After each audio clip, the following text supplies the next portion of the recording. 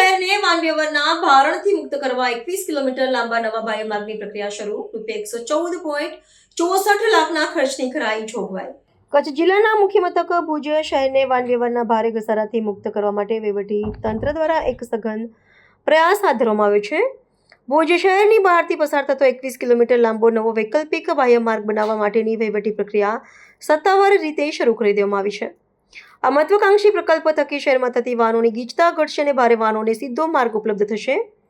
આ સૂચિત માર્ગ ભુજ તાલુકાના ભુજોડી, માધાપર, સુખપર અને મિર્જાપર ગામોની સીમમાંથી પસાર કરવામાં આવશે. આ માર્ગના નિર્માણ માટે અંદાજિત 45 હેક્ટર જેટલી જમીનનું સંપાદન કરવાની આવશ્યકતા ઊભી થઈ છે.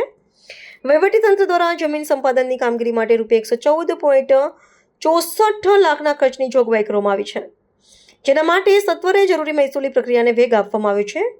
લાંબા સમયથી ભુજ શહેરમાંથી પસાર થતા ભારે વાહનોના કારણે સ્થાનિક નાગરિકોને રોજબરોજ મુશ્કેલીઓનો સામનો કરવો પડ્યો હતો. આ નવા માર્ગના નિર્માણથી નાગરિકોને યાતાયાતની સરળતા પ્રાપ્ત થશે અને અકસ્માતોની સંભાવના નહીવત બનશે. આગામી સમયમાં જમીન સંપાદનની પ્રક્રિયા પૂર્ણ થતાં જ આ માર્ગનું બાંધકામ શરૂ કરવામાં આવશે, જેને સ્થાનિક રહીશો દ્વારા અત્યંત સકારાત્મક રીતે આવકારવામાં આવી રહ્યું છે.